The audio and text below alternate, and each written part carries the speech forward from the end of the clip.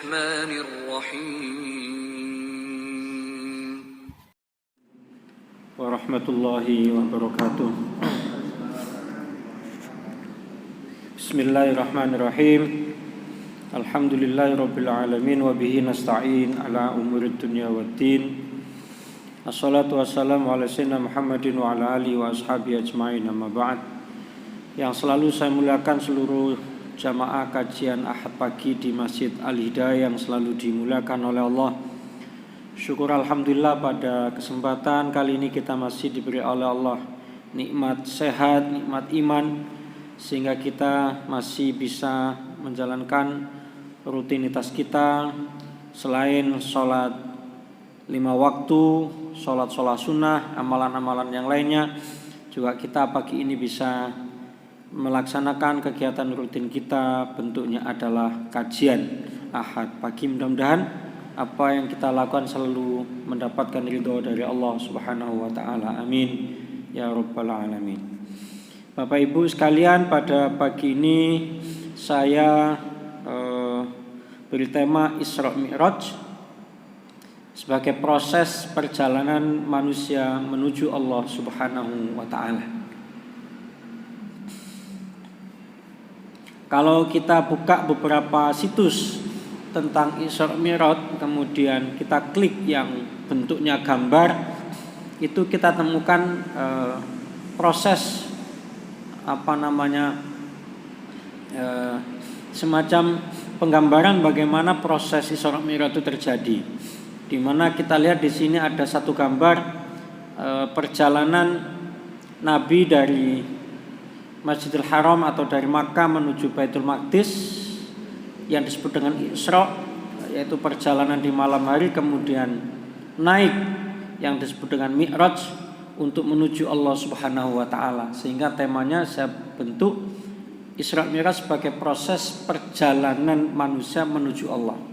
Yang penting itu kan dari Isra Mi'raj itu kan Mi'rajnya. Hanya saja prosesnya melalui dari Masjidil Haram menuju Masjidil Aqsa. Tapi kan setelah itu ada proses yang disebut dengan Mi'raj. Baik Bapak Ibu, dalam ayat Al-Quran kita temukan Allah berfirman, Subhanalladzi asra bi 'abdihi laila minal masjidil harami ilal masjidil aqsa alladzi barakna haulahu linuriyahu min ayatina innahu huwas samiul basir. Surat Al-Isra ayat 1. Tarjamah yang kita temukan itu berbunyi, Maha suci Allah yang telah memperjalankan. Nah, itu diantara catatan saya, memperjalankan hambanya yaitu Nabi Muhammad pada malam hari dari Masjidil Haram ke Masjidil Aqsa, yang telah kami berkahi sekelilingnya agar kami perlihatkan kepadanya sebagian tanda-tanda kebesaran kami. Sesungguhnya Allah Maha mendengar, Allah Maha mengetahui. Nah, kalau kita kupas sebelum nanti kita mengkaji hadisnya, diawali ayat ini dengan kata subhana, yang kemudian kita temukan makna Indonesianya Maha Suci Allah. Sebetulnya subhana itu maknanya adalah tanzih, penegasian terhadap pandangan manusia tentang kemampuan Allah yang disamakan dengan kemampuan manusia. Jadi subhana di situ adalah kata yang bermakna penegasian terhadap pandangan manusia tentang kemampuan Allah yang disamakan dengan kemampuan manusia. Artinya, saat Allah itu menyebut subhana, maka Allah tidak bisa digambarkan kekuasaannya itu seperti kemampuan manusia. Maka di situ diakhiri innahu huwas samiul basir. Allah Maha mendengar, Allah Maha melihat. Manusia juga mendengar, manusia juga melihat. Tetapi penglihatan kita tidak sama seperti bagaimana Allah Maha mengetahui. Pendengaran kita tidak sama sebagaimana Allah Maha mendengar. Kita ini kan semakin tambah usia, onderdil kita ini kan semakin melemah. Pendengaran kita mulai melemah sehingga kadang kita membutuhkan bantuan alat tertentu.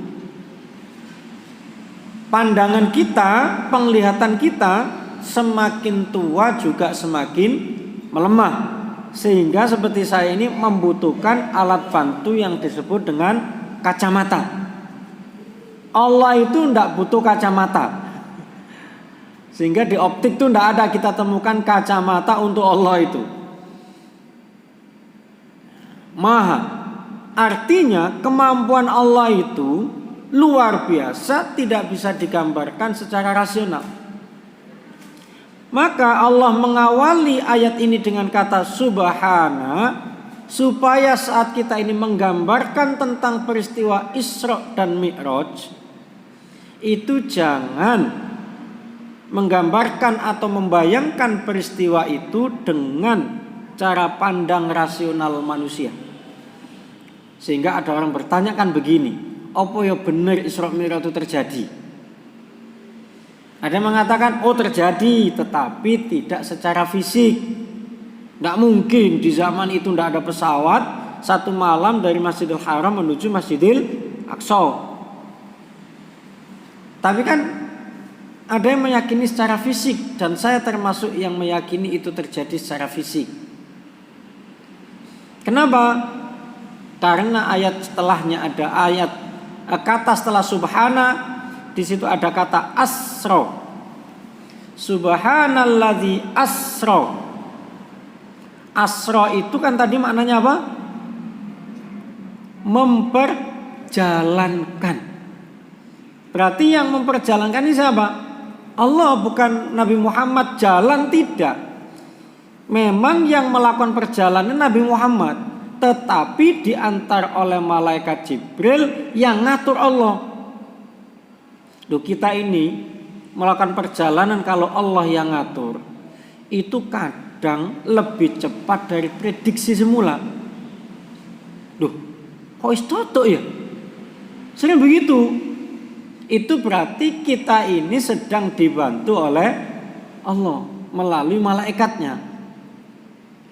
Nah, peristiwa Isra Mi'raj ini sudah disebutkan asra, Allah yang memperjalankan. Bi abdihi.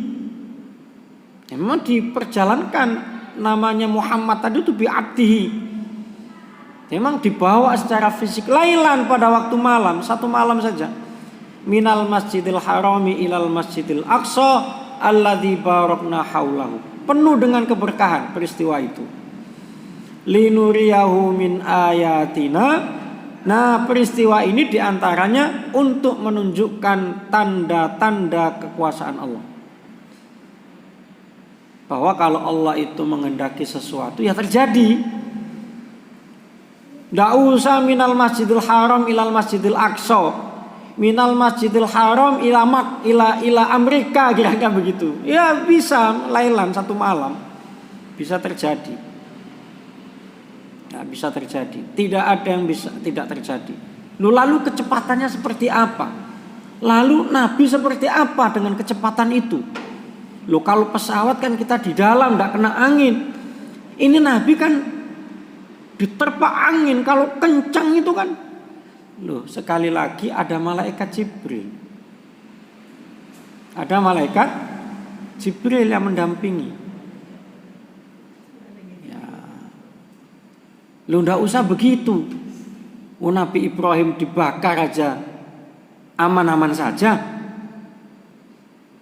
Maka ini juga diantara mukjizat. Peristiwa ini bagaimana Nabi mampu melakukan perjalanan minal Masjidil Harami ilal Masjidil Aqsa dalam satu malam dengan kecepatan yang luar biasa. Nah, ini di awal harus ditekankan begitu. Sehingga saat Nabi pernah ditanya, annahu su'ila anit tasbih. Nabi pernah ditanya tentang tasbih. Bacaannya seperti apa? Ayyaqulal insan subhanallah. Kalau melihat sesuatu yang luar biasa, maka sebutlah subhanallah. Nah, peristiwa Isra Mi'raj ini mengajarkan kepada kita bagaimana mengucapkan subhanallah atas peristiwa yang luar biasa. Nah, ini yang pertama.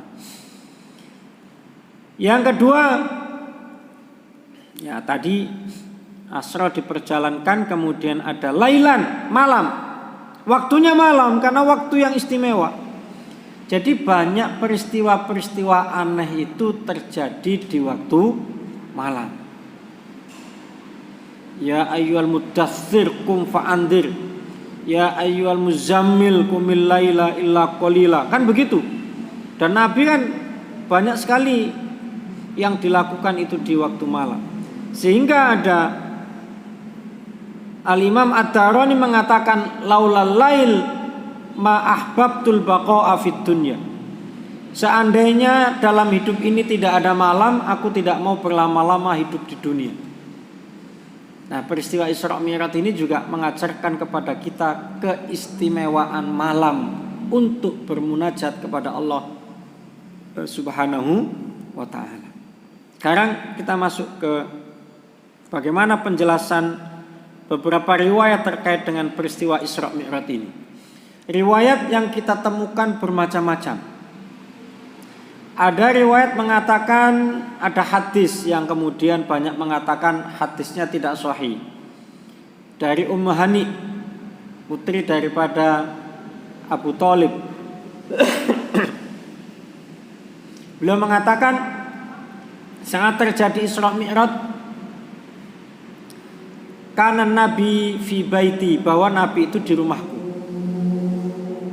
Nah, jadi kata Ummu Hani, Nabi saat peristiwa Isra Mi'raj itu sedang di rumahnya Ummu Hani.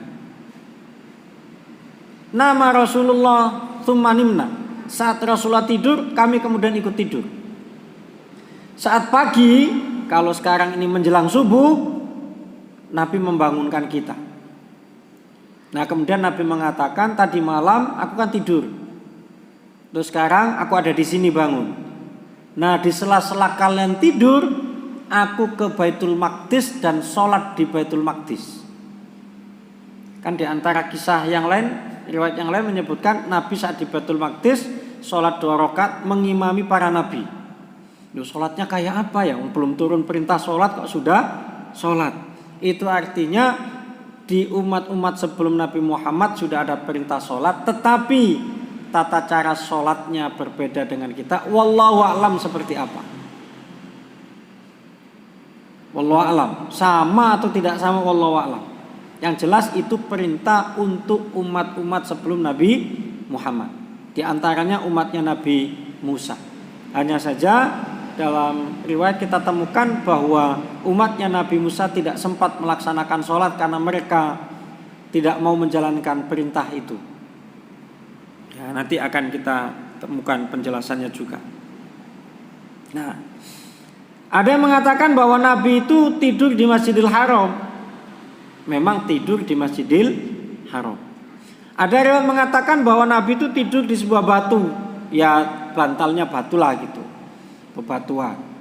Wallahu alam seperti apa kisah yang sebetulnya saat sebelum peristiwa itu. Yang penting Nabi hanya menceritakan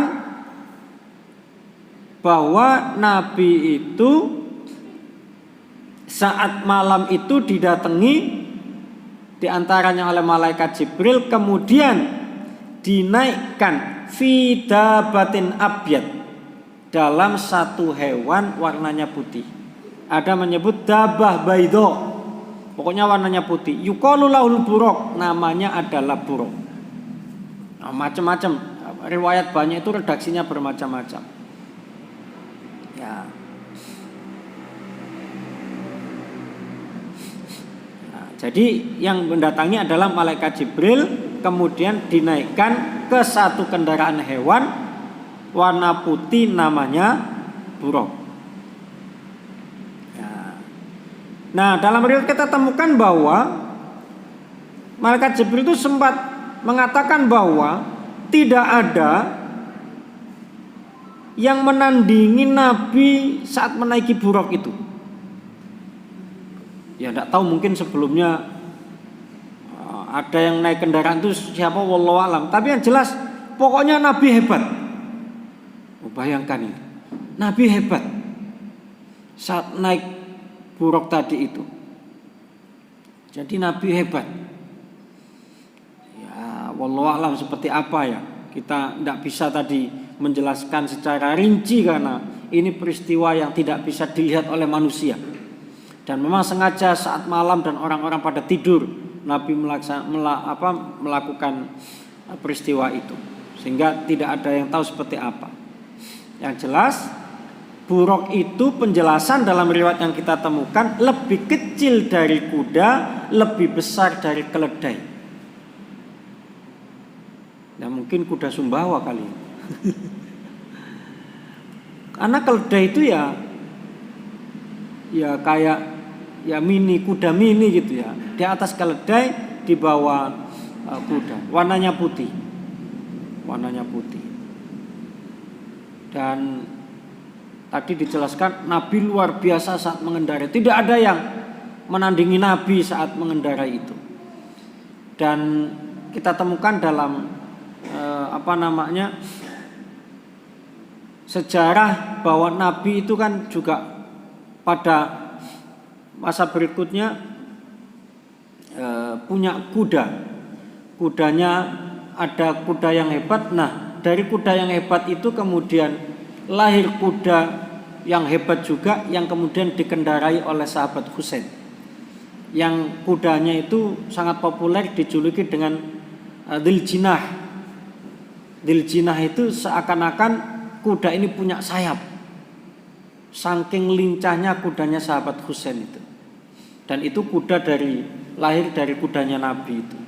Itu yang dipakai saat Sayyidina Husain peperangan. Sehingga saat beliau jatuh itu yang lawannya itu adalah kuda Dziljinah tadi itu. Dijuluki sampai Dziljinah karena kehebatan kuda itu. Nah, setelah melakukan perjalanan Isra yang diperjalankan oleh Allah melalui malaikat Jibril dengan naik kendaraan apa yang disebut dengan buraq tadi, sampai di mana tadi? Baitul Maqdis. Sampai di Baitul Maqdis, hatta atabi ila Baitul Maqdis fa shalla fihi bin nabiyyina wal mursalina imaman. Nabi mengimami salat para nabi dan para rasul. Bahasanya salat. Wallahu alam seperti apa bentuknya. Nah, setelah itu araja bihi ilas sama'id dunya. Naik ke langit, itu yang disebut dengan mi'raj tadi, araja. Nah, sampai langit pertama, doroba baban min abwabiyah. Malaikat Jibril mengetuk pintu langit. Wallahu alam seperti apa pintunya, yang penting diketuk. Ya seperti ada tamu. Sehingga kemudian penghuni di langit pertama itu kemudian bertanya, "Man hadza? Siapa yang datang ini?" Qala hadza Jibril, aku Jibril. Qila man ma'aka, kamu sama siapa itu? Qala Muhammad, aku bersama dengan Muhammad. Sehingga kemudian penghuni langit pertama mengatakan, "Marhaban bihi wa ahlan." Selamat datang wahai Muhammad. Kemudian menyambut dengan gembira. Nah, di langit pertama itu kemudian fawajada fis sama'i dunya Adam, Nabi Adam. Nah, kemudian malaikat Jibril memperkenalkan Nabi Muhammad dengan Nabi Adam. Qala lahu Jibril, hadza abuka. Muhammad, ini bapak kamu. Jadi kamu itu dari keturunan Adam. Adam ini bapak kamu, bapaknya manusia. Hadza abuka. Fasallim alaihi, ucapkan salam sama bapak, gitu ya. Kemudian ucapkan salam. Wasallama alaihi, assalamualaikum abi Adam. Faradta alaihi, dibalas sama Nabi Adam. Faqala marhaban bika wa ahlan ya bunayya. Selamat datang wahai anakku, wahai putraku. Fa ni'mal ibni anta, kamu itu putra yang hebat. Kamu itu luar biasa, kamu itu mendapatkan nikmat melebihi yang diterima oleh kami. Sudah lewat, naik ilas sama itsaniyah, langit yang kedua. Fastaftaha Jibril baban min abwa, sama mengetuk lagi pintu langit. Nah, penghuni langit kedua juga sama pertanyaannya, man hadza, siapa? Faqala Jibril, ini Jibril. Wa man ma'aka, siapa yang sama kamu? Qala Muhammad, Nabi Muhammad. Nah, Nabi Muhammad. Terus disambut lagi, marhaban bihi wa ahlan, selamat datang wahai Muhammad. Nah, di sana kemudian falamma sa'ida fiha fawataha idza Yahya wa Isa alaihissalam. Di situ ketemu dengan Nabi Yahya dan Nabi Isa. Jadi kalau di langit pertama ketemu Nabi Adam, langit kedua ketemu dengan Nabi Yahya dan Nabi Isa. Nah, kemudian mengucapkan salam, assalamualaikum, kata Nabi Muhammad kepada Nabi Yahya dan Nabi Isa, dibalas waalaikumsalam marhaban bil akhi soleh wan nabi soleh, selamat datang wahai saudaraku yang soleh dan juga Nabi yang soleh. Ya, jadi Nabi Adam, Nabi Yahya dan Nabi Isa naik ke langit ketiga, sama diketuk pintunya, man hadza Jibril wa man ma'aka Muhammad, marhaban, selamat datang. Kemudian di situ ketemu dengan Nabi Yusuf alaihissalam. Nabi Yusuf. Jadi Nabi Adam, Yahya, Isa, kemudian Nabi Yusuf. Naik langit keempat sama seperti tadi, man hadza Jibril wa man ma'aka Muhammad, marhaban, selamat datang. Nah, kemudian di situ ketemu dengan Nabi Idris alaihissalam. Kemudian naik ke langit kelima sama seperti tadi dan ketemu dengan Nabi Harun. Naik langit ke-6 ketemu dengan Nabi Musa, langit ke-7 ketemu dengan Nabi Ibrahim alaihissalam. Nah, dalam riwayat kita temukan Nabi bersabda bahwa kota Makkah itu kotanya Nabi Ibrahim. Kotanya Nabi Ibrahim. Sehingga tugasnya Nabi Ibrahim menjaga kota Makkah dan memakmurkan kota Makkah. Nabi Muhammad itu kotanya kota Madinah. Madinah itu kotanya Nabi Muhammad, tugasnya adalah menjaga Madinah dan memakmurkan Madinah. Sekarang dua-duanya menjadi kota yang aman, terjaga dan termakmurkan. Nah, riwayatnya begitu kata Nabi Muhammad. Nah, ketemu Nabi Ibrahim di langit ke-7. Nah, hatta ja'a sidratal muntaha, naik lagi ke makom namanya Sidratul Muntaha, ketemu dengan Allah Subhanahu wa taala. Nah, wallahu a'lam, ini bertemu dengan Allah ini seperti apa wujudnya Allah? Wallahu a'lam. Sengaja tidak dijelaskan. Nah, seperti apa? Yang penting riwayatnya mengatakan di situ bertemu dengan Allah, kemudian dapat perintah khamsina sholatan ala ummati kulla yaumin wa lailah. Dapat perintah sehari semalam sholat 50 kali. Saya membayangkan kalau ini benar-benar terjadi, takmir pusing. Mikir 5 kali saja sudah pusing, apalagi 50 kali. Takmir tidak sempat pulang. Muadzinnya nginep di masjid. 50 kali, bayangkan itu. Ngaturnya kayak apa? Nah, itu kira-kira masjid sepi karena orang sholat di tempat kerja semua. Nah, 50 kali.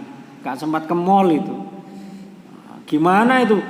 Wah, sudah mau habis ini waktunya. Ngejar waktu. Ini aja kita duhur, asar, maghrib, isya udah bingung ngaturnya itu. Apalagi sampai 50 kali. Nah, setelah dapat perintah itu, memang ini sudah ketetapannya begitu, fi umil kitab. Catatannya begitu, untuk kita itu 50 kali. Maka turun. Nah, sampai di lantai berapa tadi ketemu Nabi Musa? Lantai 6. Ditanya sama Nabi Musa, ditahan. Ya Muhammad, madza aida ilaika rabbuk? Allah ngasih perintah apa ke kamu? Ahida ilayya khamsina sholatan ala ummati kulla yaumin wa lailah. Aku diperintahkan sholat 50 kali untuk umatku 50 kali sehari. Qala kata Nabi Musa, inna ummataka la tastati'u dzalika. Gak kuat, Mat. Umatmu gak kuat. Farji balio. Fal yukhaffif anka wa anhum. Minta supaya dikasih diskon untuk kamu dan juga umatmu. Nah, saat ada usulan dari Nabi Musa itu, Nabi Muhammad tidak langsung bilang na'am. Nabi Muhammad faltafata ila Jibril, nengok malaikat Jibril. Ka'annau yastashiru fi dzalika, minta pendapat. Gimana ini malaikat Jibril?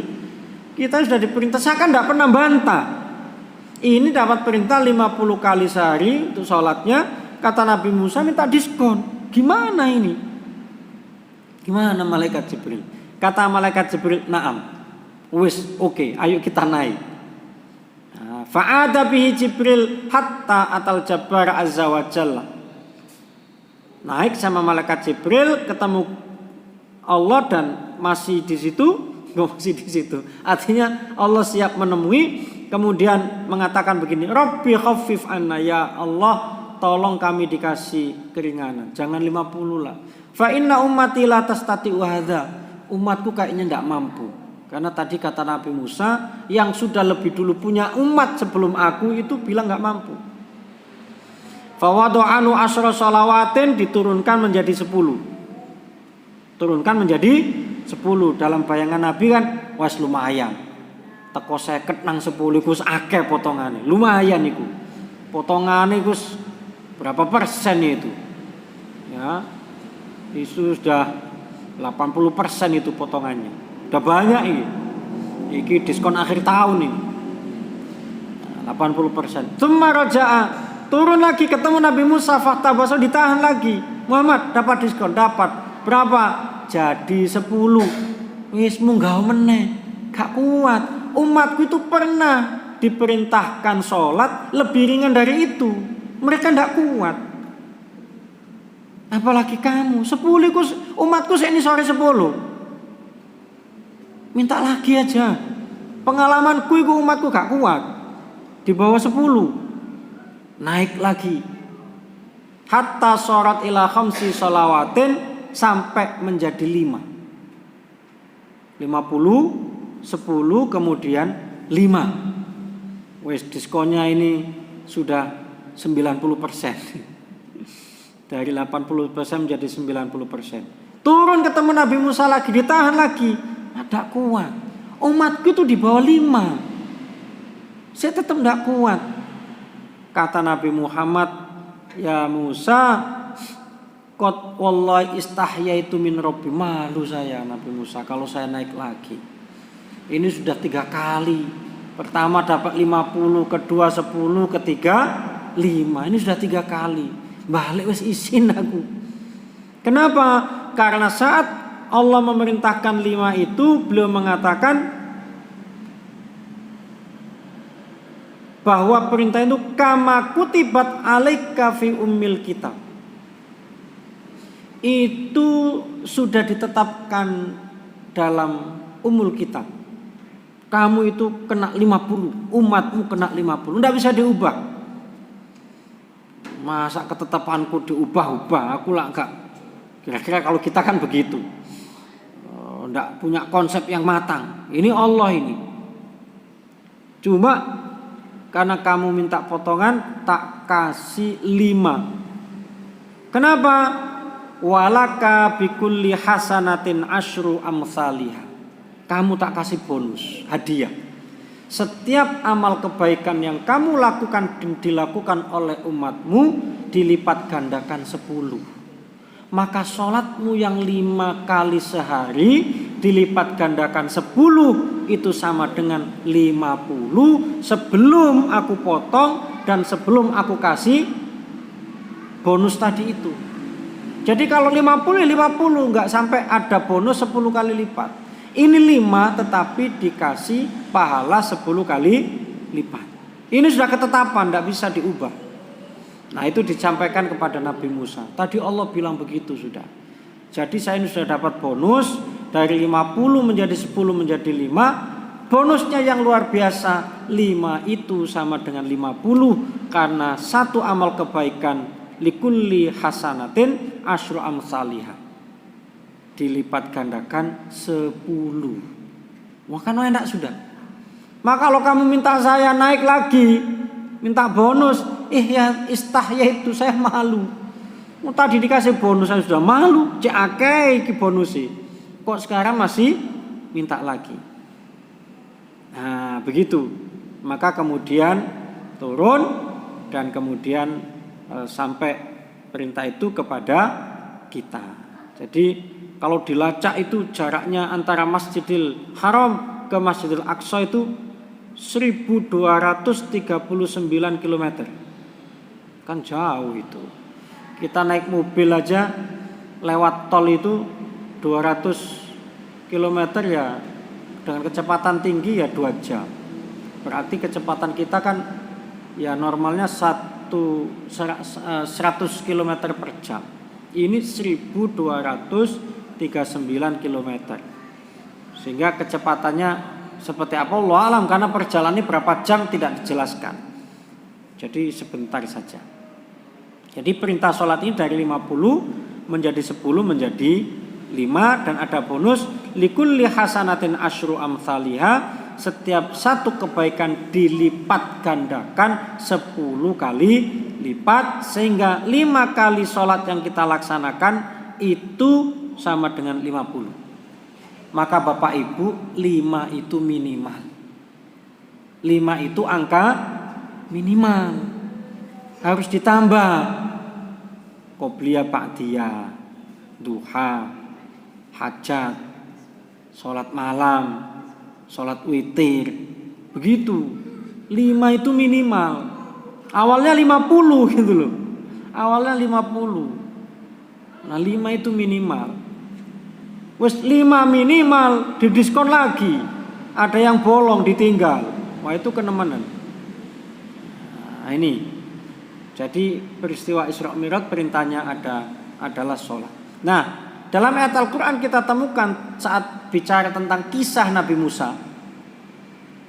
Kan diantaranya kan dalam ayat Al-Quran kita temukan wa matilka biyaminika ya Musa. Apa yang ada di tangan kanan kamu itu wahai Musa? Qala hiya asaya, ini tongkat kami ya Allah. Kemudian diubah menjadi ular yang luar biasa. Nah, di saat menjelaskan ayat-ayat itu kita temukan ayat Allah berfirman innani anallahu la ilaha illa ana fa'budni wa aqimis sholata lidzikri. Lu ayat ini ditemukan perintah Allah kepada Nabi Musa aqimis sholata lidzikri. Yang tadi kemudian Nabi Musa punya pengalaman umatnya disuruh sholat tidak mampu. Jadi perintah sholat ini sudah ada sebelum Nabi Muhammad, hanya tata caranya yang mungkin tidak sama, wallahu alam kita tidak tahu. Ya, maka semua agama yang dibawa oleh para nabi dan rasul itu sama dengan agama kita, syariatnya yang berbeda. Sudah ada puasa dulu itu, tapi seperti apa puasanya, wallahu alam. Sudah ada sholat, tapi seperti apa sholatnya, wallahu alam. Sehingga tadi dalam riwayat dijelaskan Nabi Muhammad sebelum Mi'raj melaksanakan sholat dan mengimami sholat para nabi dan para rasul. Nah, kenapa berat Bapak Ibu sholat itu untuk sebagian orang? Sebab hati manusia itu terbagi menjadi 3. Pertama, sahihun salimun. Sahihun salimun, hati yang sehat. Hati yang sehat. Kenapa sehat? Hatinya sehat. Ini diibaratkan seperti orang yang minumnya itu air yang bersih, higienis, yang ditaruh di tempat minum yang bersih juga. Jadi minuman bersih, airnya ditaruh di kemasan yang bersih. Itu kan kalau kita minum kita menjadi sehat. Yang kedua, saqimun maridun, hati yang sakit. ini diibaratkan orang yang minum minuman najis yang dikemas dalam kemasan yang tidak bersih. Terus minumannya nggak karu-karuan. Maka kalau kita mengkonsumsi barang yang haram, tidak halal, maka hati kita menjadi sakimun maridun, sakit. Itu yang bikin kemudian ibadah itu malas. Ibadah itu malas. Maka orang-orang tua kita dulu itu seringkali dalam kegiatan-kegiatan pengajian itu bawa minuman dibuka dalam rangka airnya sudah bersih, kemasannya bersih, terus ada doanya supaya hatinya menjadi sohihun salimun. Nah, di antara ikhtiarnya begitu, supaya hati itu menjadi baik. Yang dikonsumsi itu benar-benar baik. Ada hati yang ketiga, imanun wa nifakun, campur, oplosan antara hati yang bersih dengan hati yang kotor, yang tidak baik. Kenapa? Karena yang dikonsumsi ya campur. Ada materi yang halal, ada materi yang haram. Jadi kalau kita ini kok aku ibadah males, ya kita introspeksinya di antara mungkin ada sesuatu yang kita konsumsi itu haram.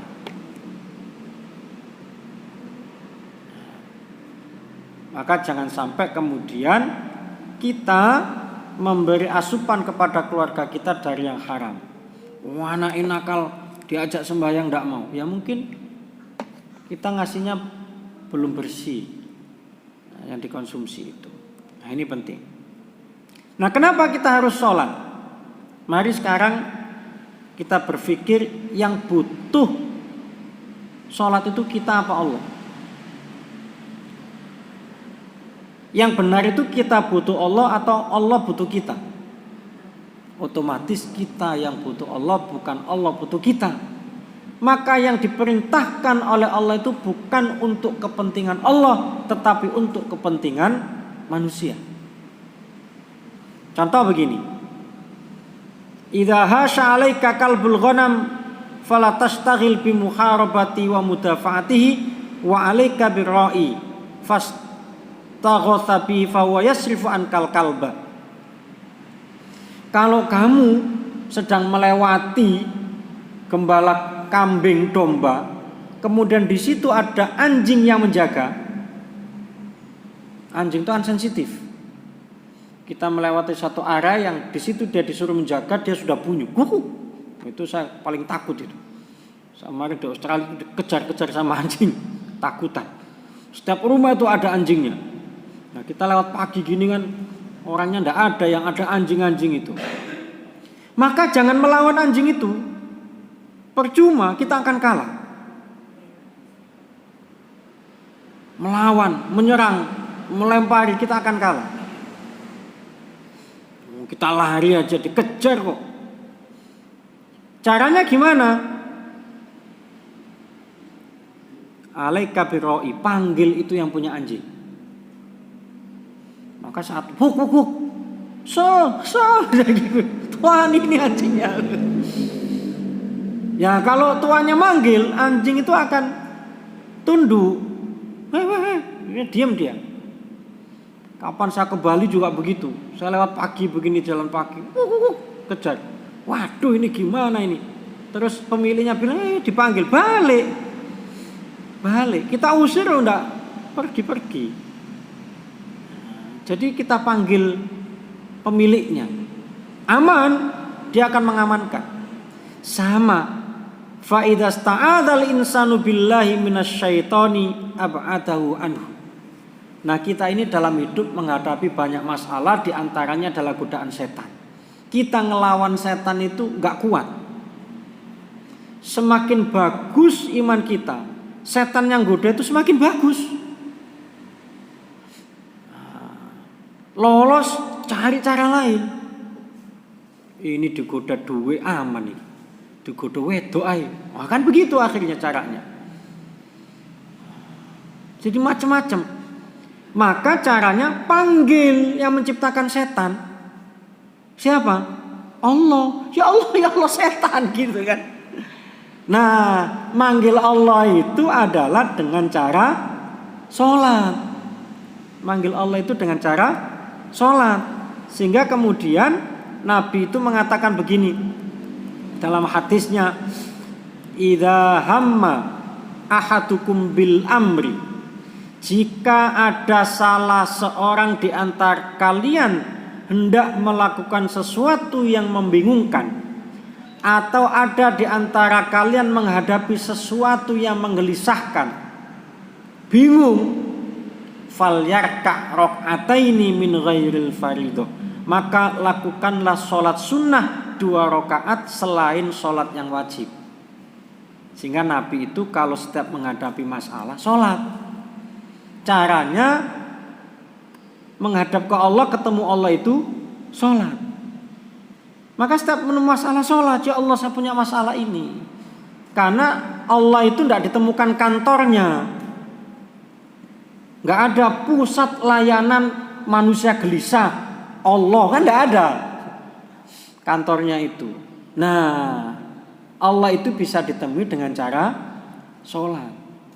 Pusat layanannya itu bisa dihubungi melalui sholat. Nah, Isra Mi'raj itu mengajarkan kepada kita waktu yang istimewa itu malam. Waktu yang istimewa itu malam. Ya, waktu istimewa adalah malam. Sehingga kita temukan ulama-ulama dulu mengatakan sirrus sholati, rahasia sholat itu apa sih sebetulnya? Iqbalul abdi alallahi, yaitu perjumpaan seorang hamba, seorang manusia dengan Allah. Pokoknya kita sholat itu pasti ditemui sama Allah. Nah, selama ini kita ini kan sholat tidak yakin ditemui oleh Allah, sehingga sholat kita ngelamun. Habis sholat langsung pergi, tidak doa. Padahal tadi itu dianjurkan nemui masalah sholat, setelah sholat berdoa, kan begitu. Al-iqbal alallahi, jadi menemui Allah. Nah, kalau Allah sudah ditemui dengan cara sholat, Allah berjanji akan memenuhi kebutuhan orang yang sholat menghadap kepada Allah, meminta tadi itu. Maka orang-orang yang sudah terbiasa dengan kegiatan itu, setiap ada masalah sholat, dan selalu menjaga sholat, tidak hanya yang minimal tetapi dengan sholat yang sunnah, mereka mengatakan manda kotok mas sholat. Siapa yang sudah merasakan nikmatnya sholat, dzaqo ta'mas sholat, orang yang sudah merasakan ketagihan. Nah, kalau kita belum ketagihan itu berarti belum merasakan nikmatnya sholat. Nggak ketemu nikmat iki ndok endi sholat iki.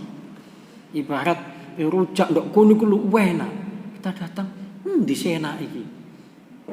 Besok lagi durung ketemu, penasaran. Orang kok bilang enak terus, penasaran saya ini. Harus begitu.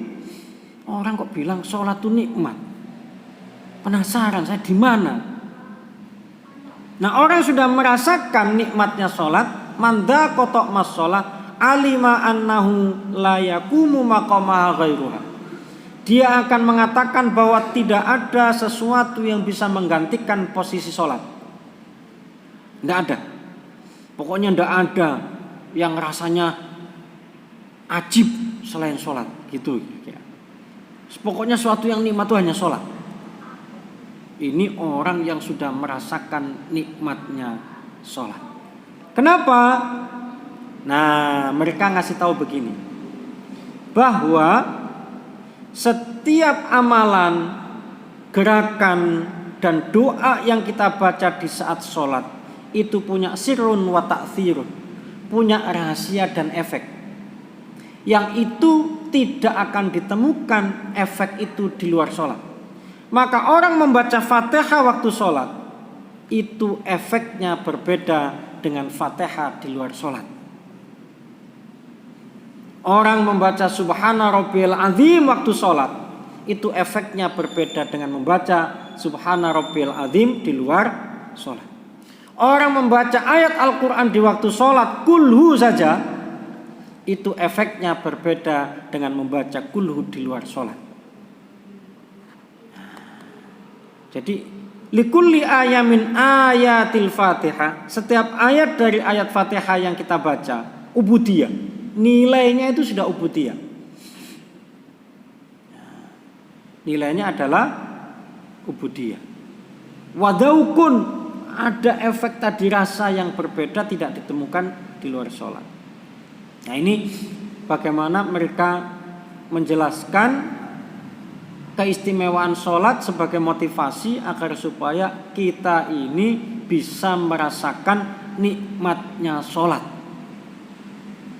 Apalagi yang malam tadi, laulal lail, seandainya tidak ada waktu malam, ma ahbabtu an aisha fi hadid dunya, aku nggak mau lama-lama hidup di dunia ini.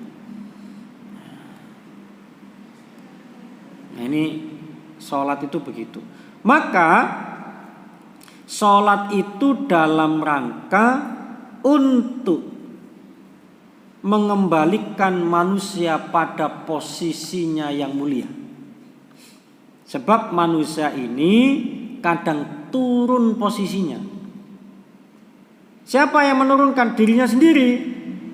Kenapa bisa turun? Karena dalam diri manusia ini ada unsur materi yang membutuhkan asupan-asupan sifatnya materi seperti hewan. Dalam diri manusia itu ada karbon. Kalau dalam dunia medis kita buka itu karbon 50%, oksigen 20%, hidrogen 10%, nitrogen 8,5%, kalsium 4%, fosfor 2,5%. Semacam ini yang ada dalam diri manusia yang sifatnya materi. Nah, materi-materi inilah yang kadang menurunkan kita dari posisi manusia, karena saat asupan ini kita turuti kebutuhan materi kita seperti hewan, sehingga kadang turun. Nah, saat kita sholat itu mengembalikan kemuliaan kita sebagai manusia, karena dalam diri manusia selain materi ada ruh, spiritual, spirit, ada ruh, ada akal yang itu perlu dibersihkan, yaitu caranya dengan sholat. Jadi mengembalikan posisi manusia untuk menjadi mulia dan sempurna. Maka Nabi saat ditanya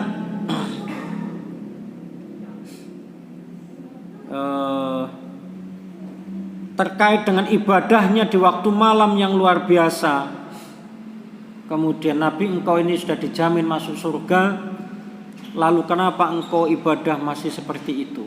Beliau mengatakan, afala akunu abdan syakuro, aku kan juga ingin menjadi hamba yang bersyukur. Bedanya Nabi dengan kita kan di situ.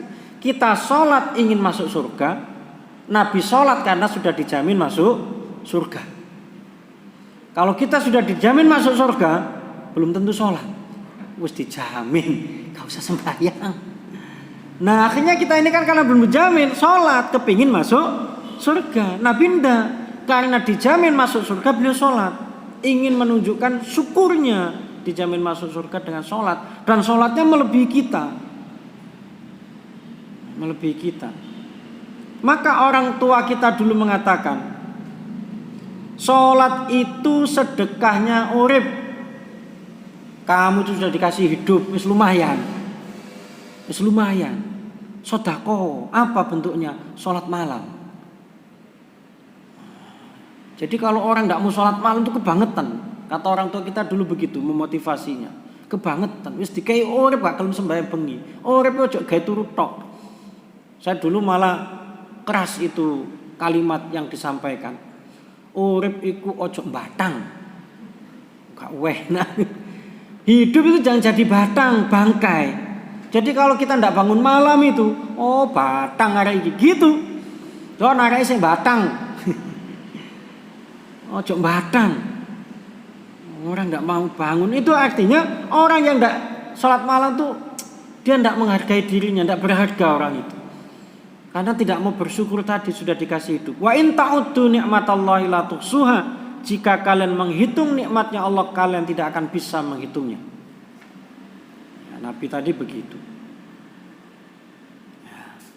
Maka Bapak Ibu, di antara menjaga sholat itu menjaga wudhu.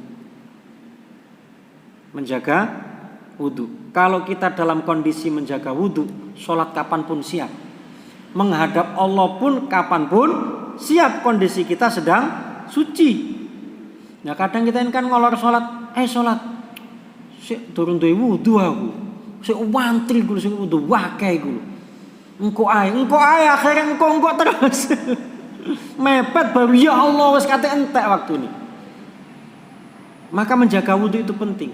Dan dalam hadis Nabi bersabda, la yasbiru abdun al-wudu'a illa ghafarallahu lahu ma taqaddama min dambihi wa ma ta'akhkhar.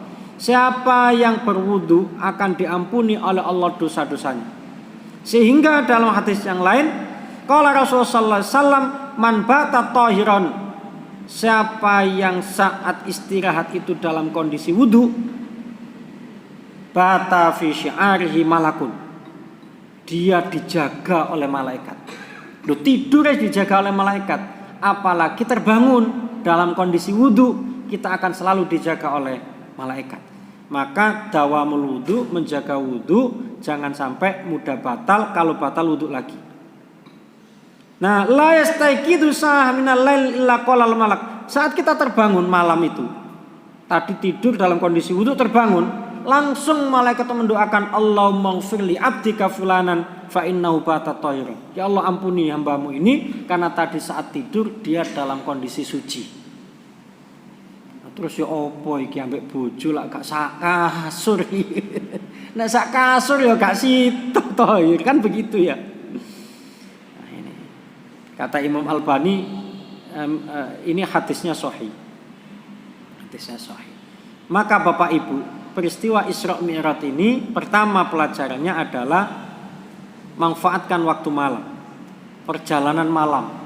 Sehingga orang-orang soleh itu selalu mengatakan kullul lailah lil arif. Setiap malam bagi orang yang dekat dengan Allah itu bimanzilati lailatul qadar. Menganggap setiap malam itu Lailatul Qadar. Sehingga setiap malam mereka bangun mengejar keistimewaan malam itu seperti mengejar Lailatul Qadar. Kita ini Lailatul Qadar setahun sekali. Oh wis mah bengi malam 17. Berarti wis mandek sembahyang wis prei. Wis umumno langsung lebaran aja. Kan kadang masjid-masjid begitu. 10 malam terakhir kita buka sholat malam. Wah, tadi malam kayak istimewa, ini pagi ini begini-begini. Berarti tadi malam Lailatul Qadar. Sudah malam berikutnya sudah sepi, karena sepi kata takmir sudah dihentikan sholat malamnya karena sudah lewat Lailatul Qadarnya. Cik nemen nih. Nah orang-orang soleh itu kullul lailah bimanzilati Lailatul Qadar. Ini pelajaran dari Isra. Mi'raj itu menuju Allah. Jadi ayo kita selalu naik. Selalu naik, caranya adalah sholat menuju Allah. Jangan naik itu ke batu tok ae, ke puncak tok ae. Naik itu ya sholat itu malam hari itu menuju Allah. Jadi setiap malam mari kita laksanakan Isra Mi'raj. Setiap malam kita laksanakan Isra Mi'raj. Mudah-mudahan bermanfaat. Jika ada hal-hal yang ingin ditanyakan, dipersilahkan. Kalau sudah tidak ada, kami kembalikan kepada pembina. Kurang lebihnya mohon maaf. Assalamualaikum warahmatullahi wabarakatuh.